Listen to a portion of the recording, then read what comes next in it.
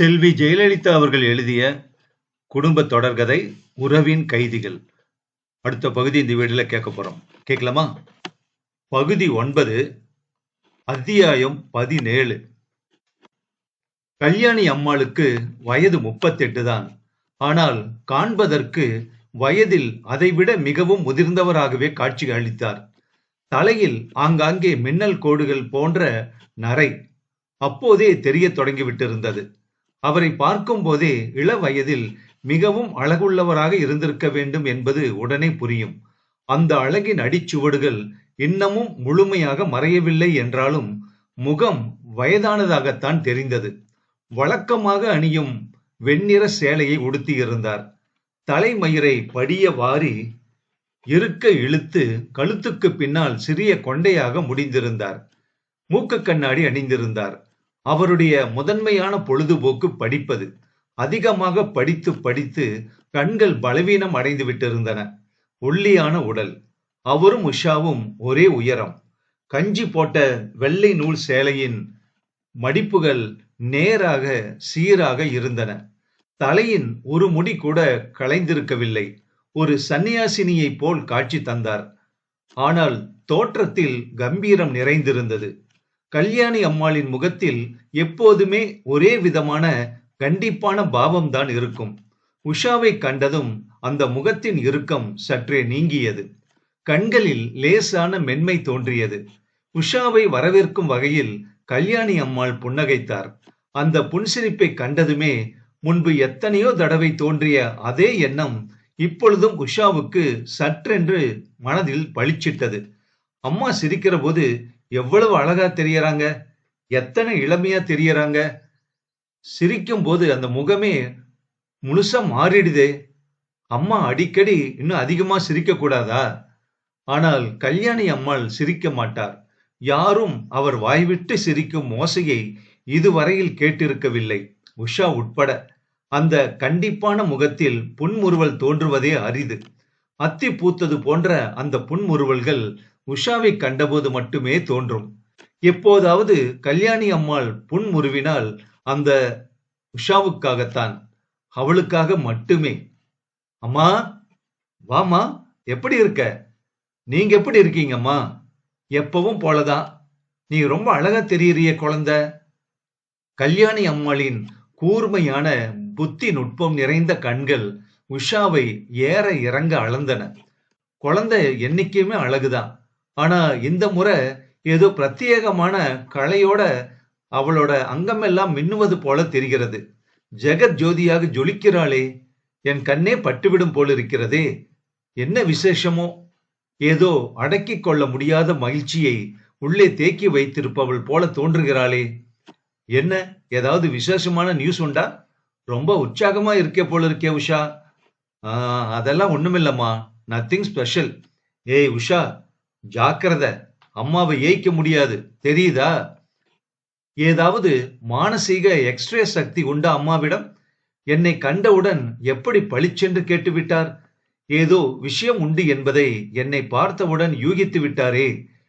உள்ளே சென்று குளித்து சிற்றுண்டி சாப்பிட்டு விட்டு பெட்டிகளை திறந்து துணிமணிகளை உள்ளே அடுக்கி வைத்துக் கொண்டிருந்த நேரமெல்லாம் சொல்லலாமா, எப்படி சொல்வது என்ற எண்ணம் மனதை உறுத்திக் கொண்டே இருந்தது.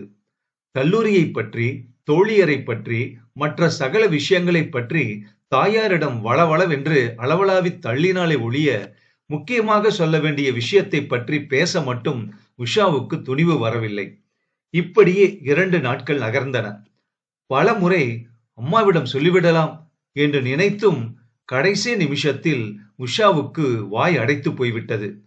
இதை எப்படி சொல்வது, எப்படி சொல்ல ஆரம்பிப்பது என்றே விளங்கவில்லை அவளுக்கு. ஆனால் இப்படியே தாமதித்துக் கொண்டு போனால் எப்படி? அம்மாவிடம் உண்மையை சொல்லித்தானே ஆக வேண்டும். இன்னும் 5 நாட்கள் கழித்து ராஜீவே நேரில் வந்து விடுவாரே. அவர் சற்றும் பொறுமையே இல்லாத மனிதர். விளையாட்டுக்காக அவளை மிரட்டியது போல் பிரிவின் துயரம் தாங்க மாட்டாது அவர் நிஜமாகவே குறிப்பிட்ட தேதிக்கு முன்பாக வந்து இறங்கிவிட்டால் அப்போது என்ன செய்வது? ராஜீவ் ஒரு விசித்திர பிறவி. அவசரப்பட்டு முன்கூட்டியே வந்தாலும் வந்து விடுவார். அதற்குள் அம்மாவிடம் விஷயத்தை சொல்லாவிட்டால் ஆபத்தாயிற்றே. இல்லை, உடனே சொல்ல வேண்டும். ஆனால் எப்படி? 3ஆம் நாள் அதிகாலையில் எழுந்து பல் தேய்த்து முகத்தை அலம்பி உஷா வீட்டின் முன் வராந்தாவில் உட்கார்ந்திருந்தாள். வயதான சமையல்காரி தங்கம் அங்கேயே உஷாவுக்கு காஃபி கொண்டு வந்து கொடுத்தாள். மேஜையின் மீது காஃபியை வைத்துவிட்டு தங்கம் உள்ளே சமையல் கட்டுக்கு சென்று விட்டாள். டம்ளரை உஷா கையில் எடுத்து உதடுகளின் அருகே கொண்டு போனாள். சாதாரணமாக உஷாவுக்கு காஃபி என்றால் உயிர். அதிலும் தங்கம் போடும் ஸ்பெஷல் காஃபியை நினைத்து நினைத்து ஹாஸ்டலில் ஏங்குவாள்.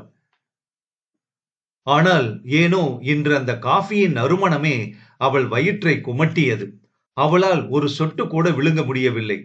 திடீரென்று வயிற்றை புரட்டியது.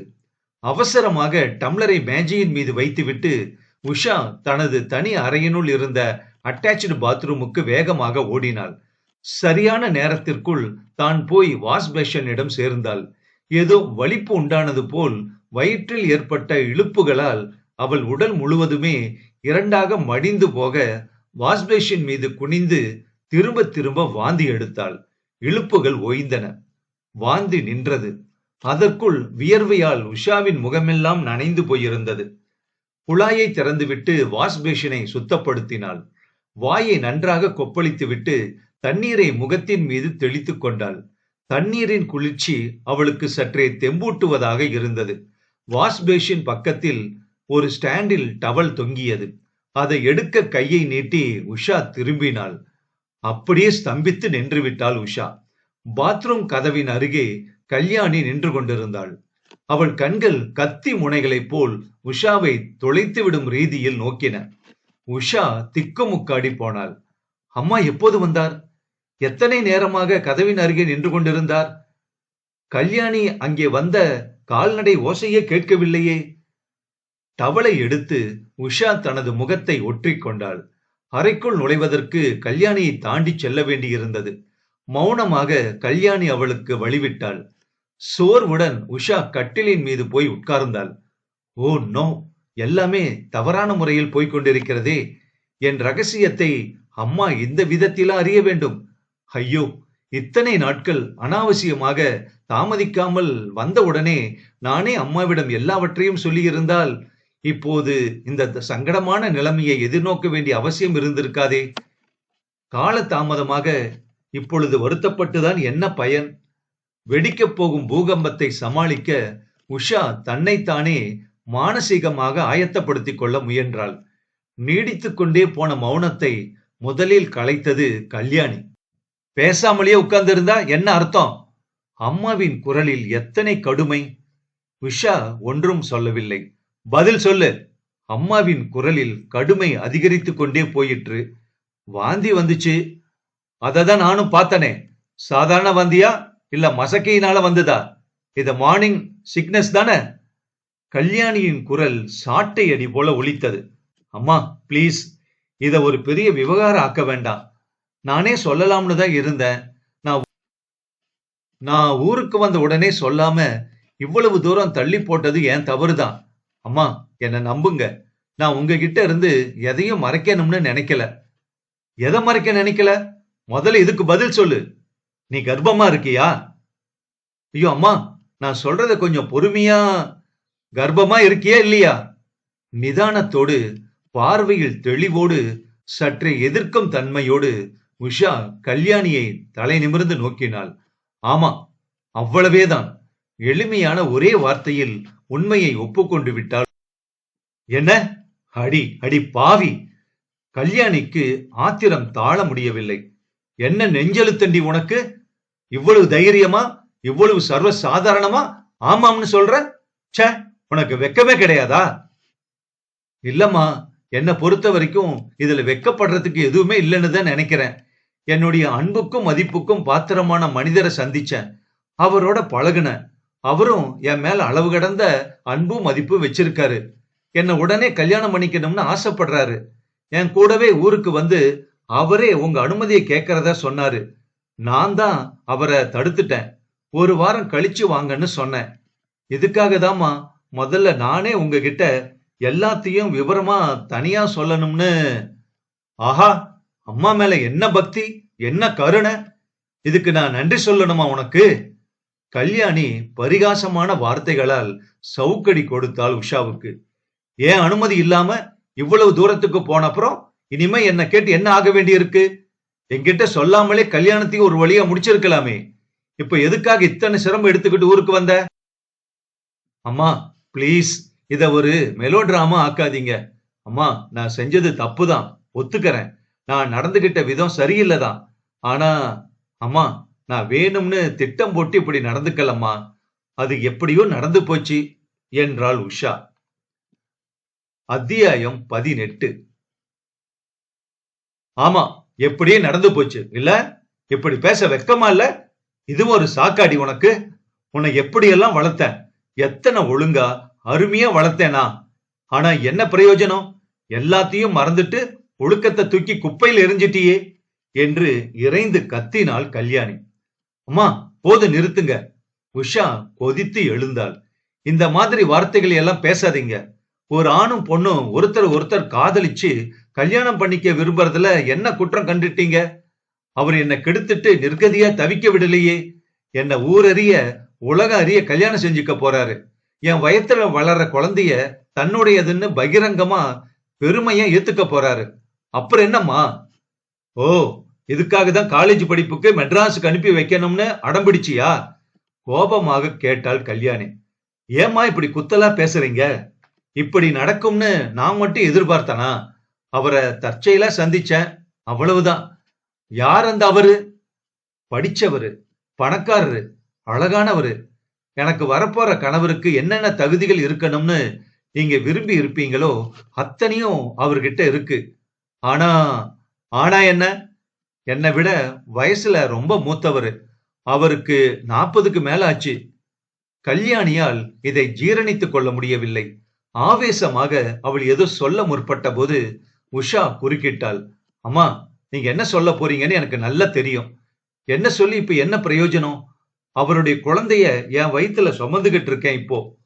அப்படி இருக்க அவர் வயசை பத்தி இப்ப விவாதிக்கிறதுல ஏதாவது அர்த்தம் இருக்கா?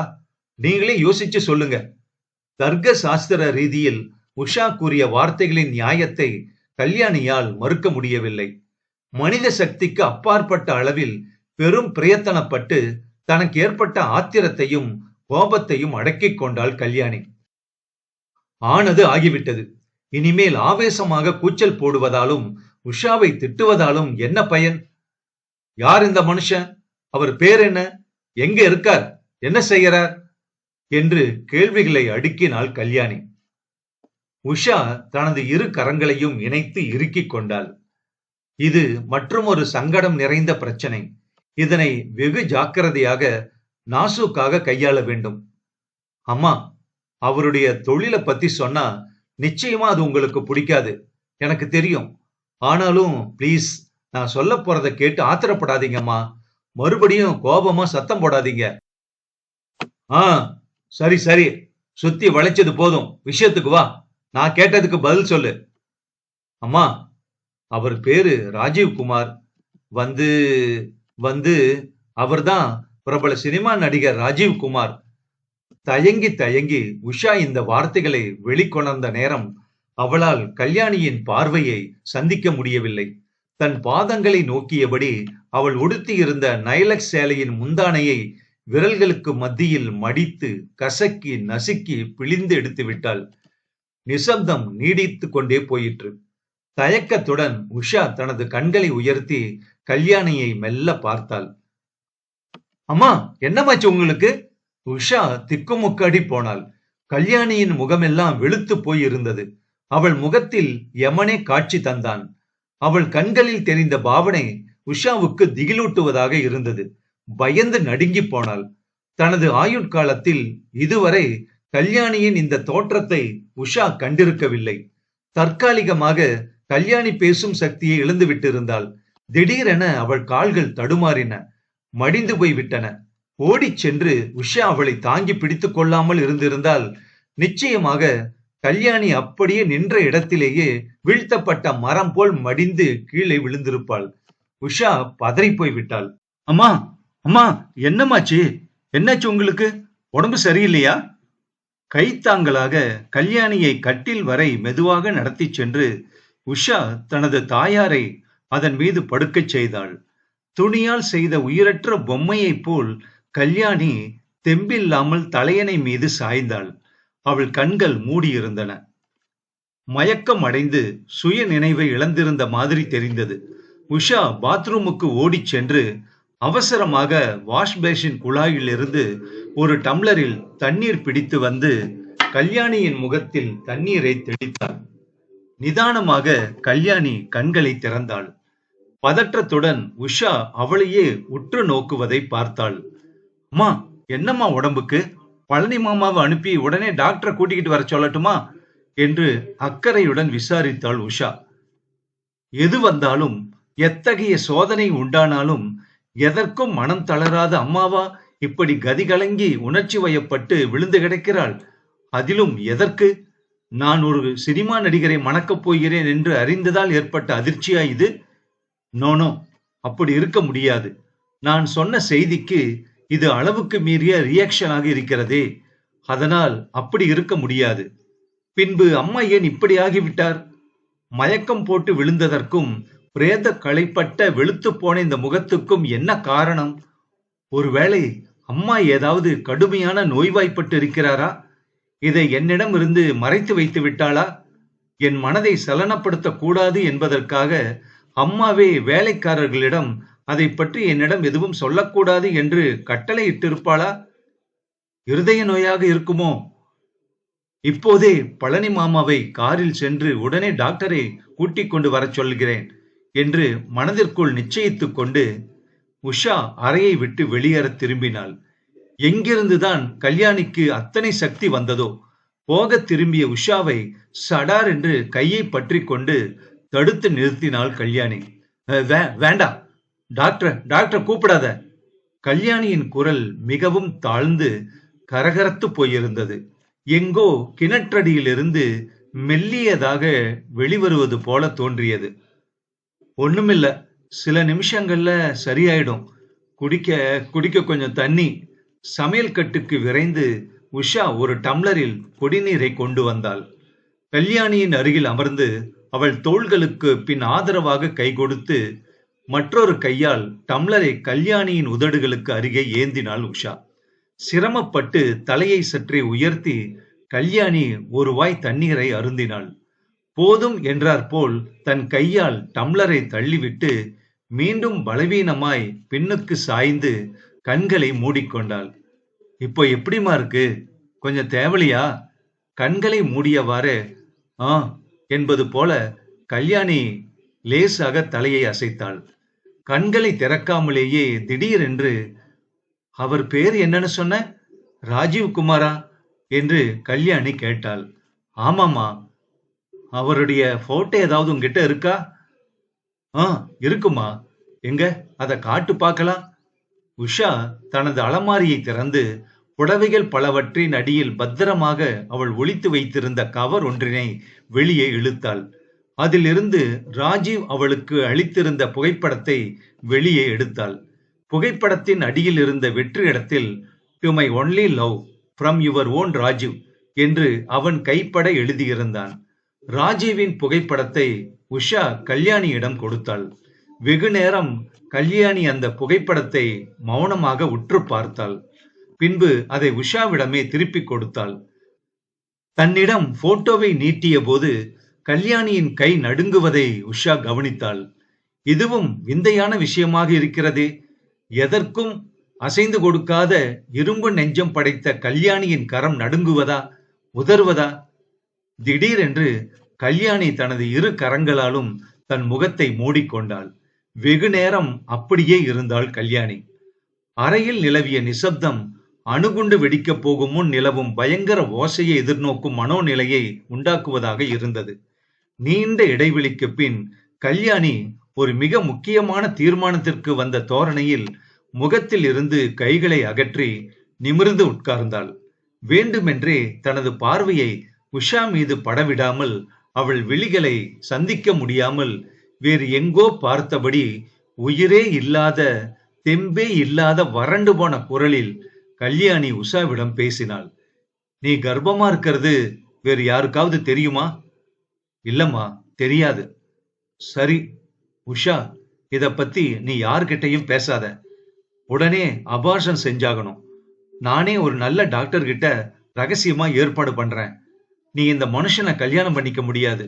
இந்த குழந்தைய பெத்துக்க கூடாது. அம்மா! உஷா பேராச்சரியமடைந்த நிலையில் ஒரு கணம் பிரமிப்பில் வாய் அடைத்து போனாள். சீக்கிரமே தன்னை சமாளித்துக் கொண்டாள் உஷா. அம்மா, நீங்களா இப்படி யோசனை சொல்றீங்க? என்ன அக்கிரமம் இது? நான் அபார்ஷன் செஞ்சுக்க மாட்டேன். எனக்கு இந்த குழந்தை வேணும். நான் ராஜீவ உண்மையா நேசிக்கிறேன். அவரை கல்யாணம் பண்ணிக்க போறேன். முடியாது உஷா. அதே ஜீவனற்ற உயிரற்று போன குரலில் கல்யாணி பேசினாள் தொடர்ந்து. நீ அவரை கல்யாணம் செஞ்சுக்க முடியாது. ஏமா முடியாது? உங்க அனுமதியை கேட்டு பெற வந்ததுனால தானே இப்படியெல்லாம் உங்களால பேச முடியுது. உங்களை கேட்காம ரகசியமா அவரை நான் கல்யாணம் செஞ்சுக்கிட்டு இருந்தா அப்ப என்ன பண்ணி இருப்பீங்க? இல்லம்மா, இப்பவும் சொல்றேன், உங்களால என்ன தடுத்து நிறுத்த முடியாது. எனக்கு வயசு 18 ஆச்சு. சட்டப்படி யாராலையும் இந்த கல்யாணத்தை தடுக்க முடியாது. ஐயோ உஷா! தாழ முடியாத வேதனையில் தவித்து துடிப்பவளைப் போல ஒலித்தது கல்யாணியின் குரல். இதற்கு மேல் தன் உணர்ச்சிகளை கட்டுப்படுத்திக் கொள்ள முடியாதவளாக கல்யாணி திரும்பி உஷாவை நேருக்கு நேர் பார்த்தாள். அந்த பார்வையில் அதிர்ச்சி, திகில், கெஞ்சல், துக்கம் எல்லாமே கலந்திருந்தது. உஷா, நான் சொல்றது கேளுமா. இந்த கல்யாணம் நடக்கக்கூடாது. இந்த கல்யாணம் நடக்கவே கூடாது என்றால் உறுதியாகவும் இறுதியாகவும். புத்தி சுவாதீனமற்ற வெறி பிடித்தவள் போல் கல்யாணியின் கண்கள் இயற்கைக்கு ஒவ்வாத வகையில் அதீதமான பிரகாசத்துடன் பளிச்சிட்டது. ஏமா நடக்கக்கூடாது? உஷா கடுமையான ரீதியில் கேட்டாள். உஷா, உன்னை மன்றாடி கேட்டுக்கிறேன். காரணத்தை மட்டும் கேட்காத. என்ன வற்புறுத்தாத. சொல்ல வைக்காத என்ன. ஏமா குழந்தை, நான் உன்னை பெத்த அம்மா இல்லையா? உனக்காகவே இத்தனை வருஷமா உயிர் வாழ்ந்தபடி. சரியான காரணம் இல்லாம நான் உன் விருப்பத்துக்கு தடையா நிப்பனா? என் மேல நம்பிக்கை வை உஷா. அம்மா எது சொன்னாலும் நல்லதுக்குத்தான்னு சொல்றேன் அப்படின்னு நீ நினைச்சுக்கோ. நம்பு. இல்லம்மா, என்ன மன்னிச்சிடுமா. இது சாதாரண விஷயம் இல்ல. என்னுடைய வாழ்க்கை பிரச்சனை. காரணம் தெரியாம கண்மூடித்தனமா நீங்க சொல்றது என்னால பின்பற்ற முடியாது. ராஜீவ நான் கல்யாணம் செஞ்சுக்கிறதுல உங்க உண்மையான ஆட்சேபனை தான் என்ன? ஏன் இந்த கல்யாணம் நடக்கவே கூடாதுன்னு இவ்வளவு பிடிவாதமா சொல்றீங்க? என்ன காரணம் இருக்கு? கல்யாணி திடீரென்று ஒரு முடிவுக்கு வந்தாள். சடார் என்று எழுந்து நின்று உஷாவின் கண்களுக்கு நேராக விழித்து பார்த்தாள். ஒரு நீண்ட மூச்சை உள்ளுக்குள் சுவாசித்துக் கொண்டாள். சரிடி, சொல்றேன். இதோ நான் சொல்றேன். உண்மை தெரிஞ்சா அந்த வேதனைய, அந்த அதிர்ச்சியை உன்னால தாங்க முடியாதுன்னு அதுல இருந்து உன்னை காப்பாத்த நினைச்சேன். ஆனா நான் எவ்வளவுதான் எடுத்து சொன்னாலும் நீ பிடிவாதமா விட மாட்டேங்கிற. உண்மைய சொல்றேன், கேட்டுக்கோ. வேதனைய நல்லா அனுபவி. மேலும் தொடர முடியாமல் கல்யாணி தடுமாறினாள். கல்யாணி சொல்லக்கூடிய விஷயம் என்னவா இருக்கும்? அவ்வளவு அதிர்ச்சி தரக்கூடிய விஷயம் என்ன அப்படிங்கறதெல்லாம் அடுத்த பகுதி கேட்கலாம். அதுல அடுத்த பகுதி இறுதி பகுதி. மிஸ் பண்ணாதீங்க. நன்றி.